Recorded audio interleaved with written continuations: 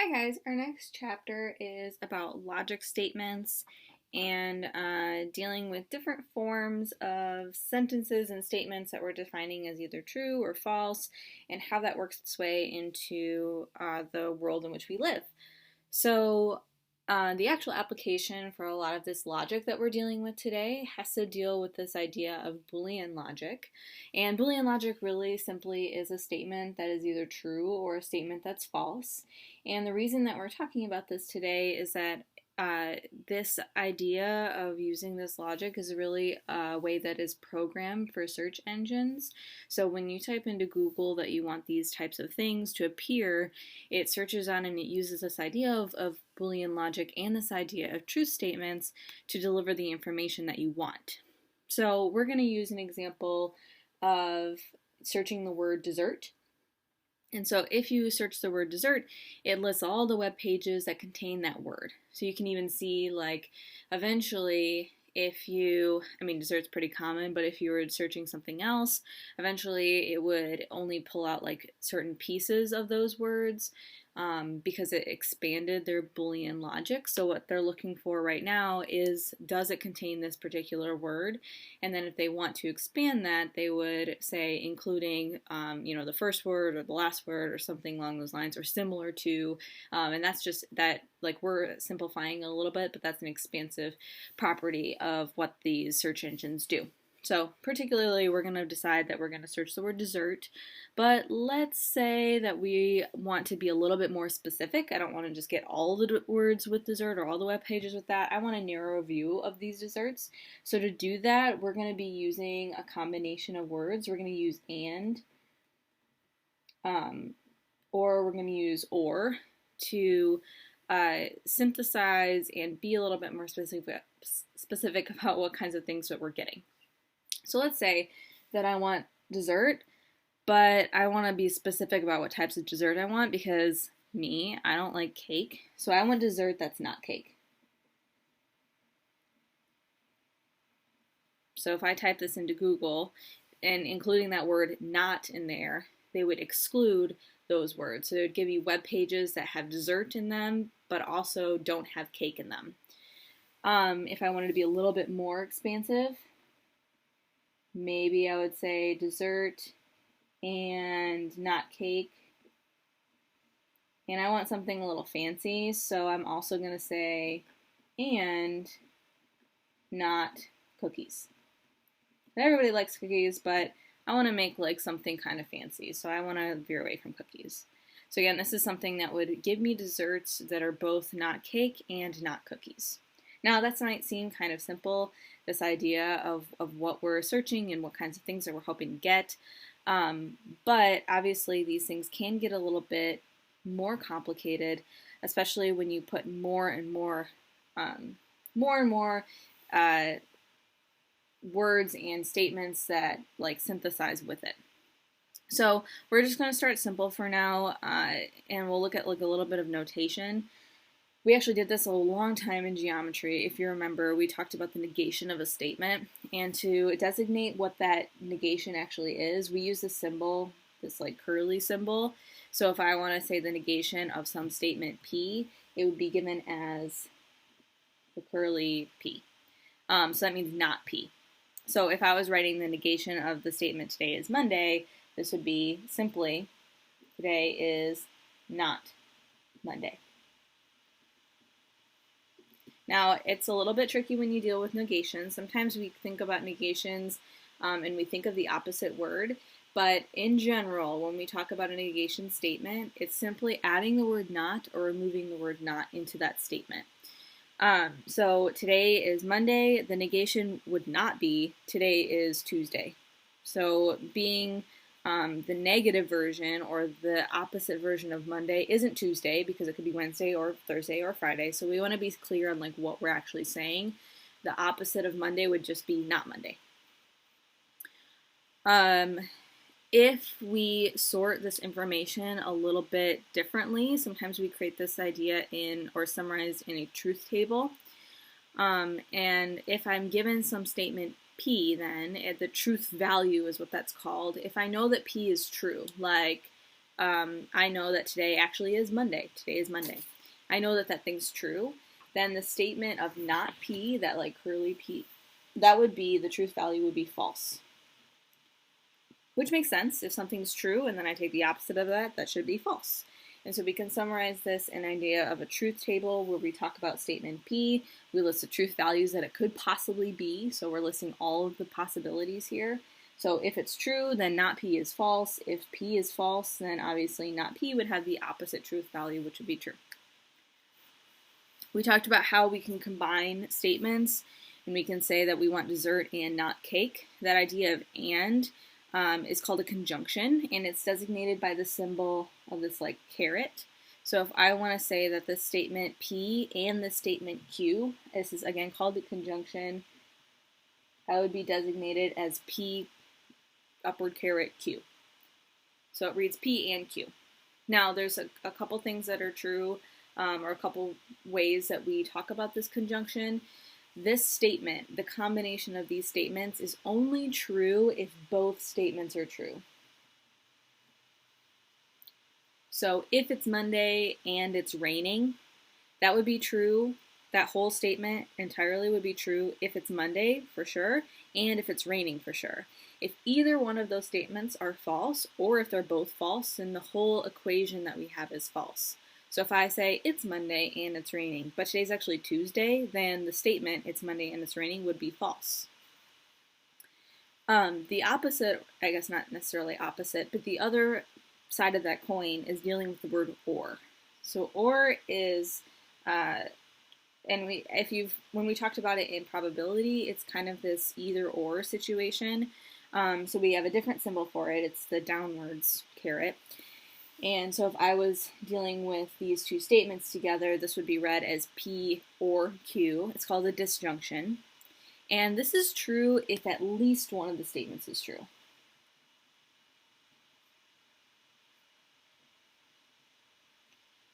So it is Monday or it's raining. That statement would be true if it's Monday, or that statement would be true if it's raining. It's also true if either one, like if both of them are also true. So like it's Monday or it's raining. If it's Monday and it's raining, it's still also true, that statement. So it's if at least one of the statements are true. So with that being in mind, keeping all that information, we're going to look at a little bit more complicated of a truth table. So we're dealing with P, Q, and then we're looking at the conjunction and the disjunction of those. This again means and that's like these statements are true if both of them, if and only both of them are true. And this disjunction here is or, and that means that at least one of those statements has to be true. So if I'm dealing with P and Q, and I know, again, these are all the possibilities that it could be. P could be true or P could be false. Q could be true or Q could be false. And so you have to look at all the different possibilities of the combinations of them, which, thinking about probability for a second, if P has two choices, whether it's true or false, Q has two choices, whether true or false, then the total number of combinations that there could be would be 2 times 2, which is 4. That's why we have all different 4 combinations here. Either P is true and Q is true, P is true and Q is false, P is false, Q is true, or P and Q are both false. So we're looking at all the different possibilities here and examining the outcome for which these statements are either true or false. So if they're both true, then the conjunction of those would be true, and is true if both statements are true. And that's the only time that it is true. If either one is false or both of them are false, the equation is false. So if P is true and Q is false, then the conjunction would be false. If P is false and Q is true, the conjunction would be false. And if they're both false, obviously that's false. So if I do that same thing for the disjunctions, again, 4 different combinations, P has 2 choices, Q has 2 choices. This is true if at least one of the statements are true. So at least one of the statements are true. Actually, both of them are true. So that means that the or combination is true. It's Monday or it's raining. This means it's Monday, but it's not raining. But still the statement, it's Monday or it's raining, is still true. At least one of them is true. Same thing here. Q is true in this case. It's raining, but it's not Monday. Say it's Tuesday, but it's Monday or it's raining is still true. And if they're both false, then we have a false here, obviously. If it's Monday or it's raining and it's Tuesday and it's sunny, then obviously then that statement would be false. Okay, so we kind of looked at the simple cases of what this is. So we're going to look at a little bit more complicated versions of these different expressions. Because all these logic statements are a little bit ambiguous, if I do more than two, we have to be a little bit careful about how we, I don't know if I want to say calculate, but kind of calculate is this idea of how we calculate, how we read these truth sentences. So oftentimes we use the order as parentheses to indicate how we're going to read these sentences. So these indicate like the order in which we want to have these statements. So for example, if I have P and Q and R, this maybe is a little bit ambiguous. Do I do this section first or do I do this section first? Like, I don't know. I have to be a little bit more specific with how I treat this. Likewise, if I had like P, oh, that's not P, P or Q and R, the question is, what do I do first? Do I do the P or Q part first because it's like left to right, or do I do the Q and R part first because, Q and R part first because it's an and? Like the order of operations here is ambiguous. So in order to combat that problem, we use parentheses that go around it. Like say I wanted to do this section first, I would do those first two parts and then I would have that sentence, the result of that combination and this new combination for it. So to see that, we're going to look to see if there actually is any difference, because you might be thinking, shouldn't it just be the same if I just read it left to right? So we're going to decide if that's actually true or not. So we're going to look at two different pairs of questions. The first one is P and Q and R. So just like this example up here, the first truth table, we're going to deal with the first two sets and look at that combination of what that could possibly be. And then the second truth table, we're going to look at the last two sets and see what that combination with the conjunction of the first one. I simplified this completely. In reality, again, because P has two options, true or false, Q has two options, true or false, and R has two options, true or false, I should have a truth table of 2 times 2 times 2, which is 8 different combinations. But I simplified it so that we're just looking at like what this could be as a singleton, just to make our lives a little bit easier. So let's say that I have this as my resulting truth table, and I'm dealing with P and Q, this truth table in conjunction with the second one. If I'm dealing with and again, that means that they both have to be true. So in our first sentence, yes, they are both true, so that's true, but all the other ones, there's at least one false, so that means that all of these should be false in our resulting truth table column. Same thing for the next one, where we have the truth table here of the last conjunction, Q and R. So we're going to conjunct it with the first one. So again, because this is and here, that's the one we're doing in this last column, they both have to be true, which is true in that first case, but everything else has at least one false. So if we look at the resulting column of what we see, we should notice something, that these two resulting columns are the same. And because these are the same, it actually didn't matter for this one what order we decided. The ambiguity didn't impact anything. It's like doing 5 plus 2 plus 7. Doing the 2 plus 7 or the 5 plus 2 first, it didn't matter. The result would be the same. But we know that that's not necessarily true every time. 5 plus 2 minus 3 is different than 5 plus 2 and then the 2 minus 3 if you do those operations a little bit differently. So because these ones are the same, they have a nice word. These expressions then are called logically equivalent. And it worked for this one, but that's not enough to say that we can always read things in left to right. We know that's not true in order of operation. So the same thing is true with truth tables, and we'll see that in our next example. So we'll look at a slightly different example with P and Q or R, and we'll do again the same idea. We'll look at the first two and a disjunction, this or with the second one, and then this with the third statement. And then we're going to look at the difference between doing the disjunction with the last two and then conjuncting with the first statement. So this is the and here. So or is either one has to be true. In our first combinations that we have, if either one are true or both, then the resulting is true. So that happens in the first three. We have at least one true between the two the two statements or the truth values that we have. But the last one here should be false. And if we look at the difference between the next one, again, this is and, so they both have to be true. So I have true, true here, which means that my truth value of that statement should be true. But then everything else, again, should be false. So I'm dealing with and in this case. They both have to be true, and there's at least one false here. So these two columns, depending on the order in which I complete this statement, these are not the same. So that means that, and I'll write it off here to the side, that means that P and Q or R is not logically equivalent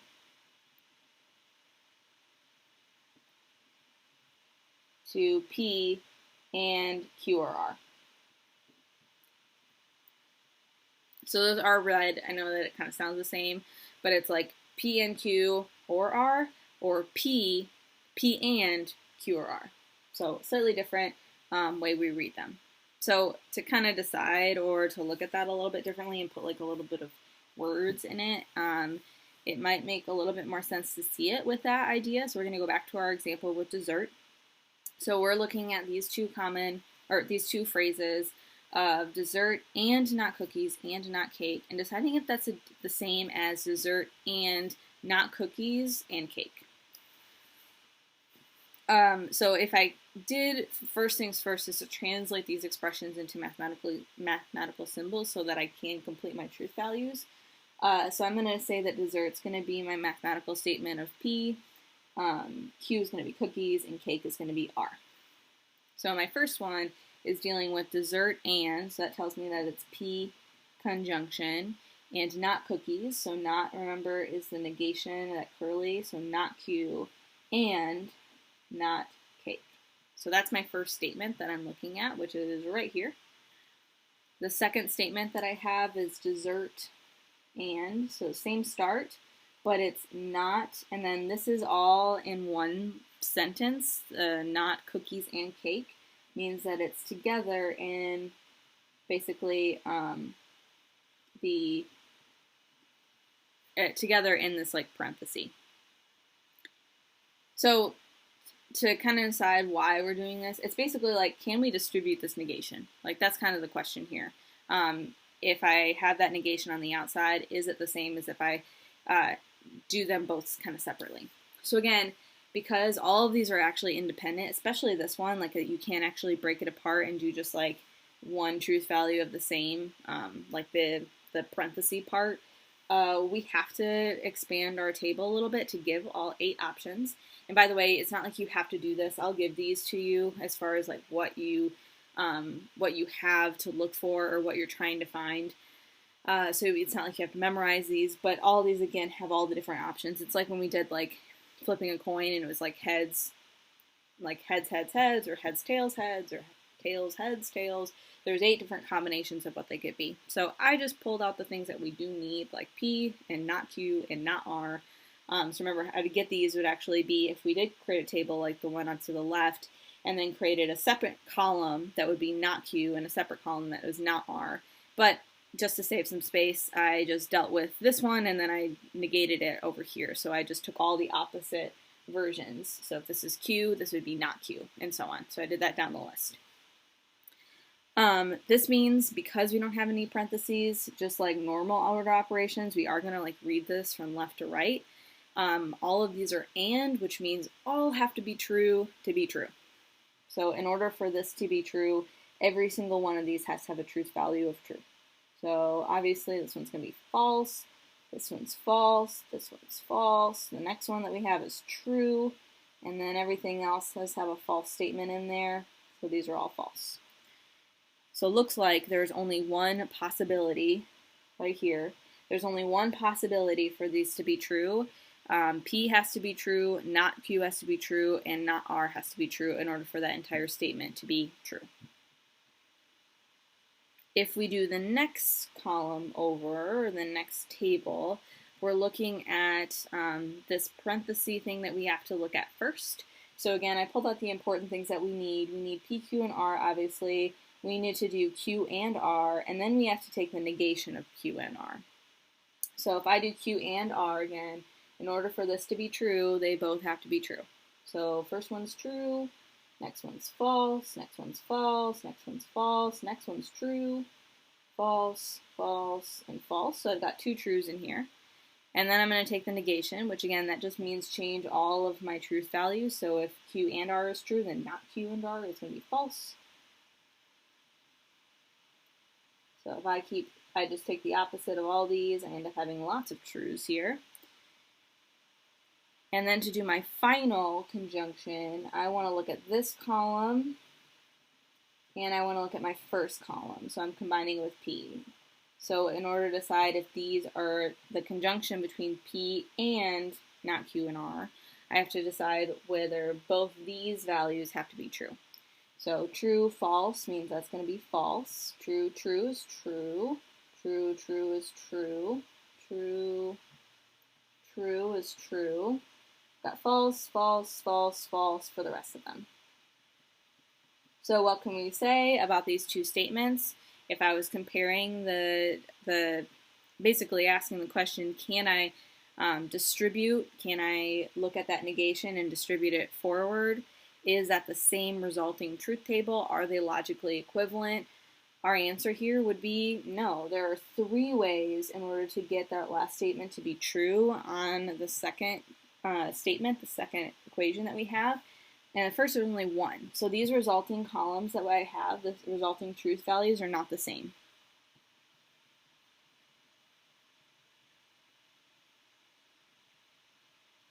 So they're not the same truth value, or truth values, so not logically equivalent. I think that truth values can be kind of confusing to start with because there's like tons of things that are going on.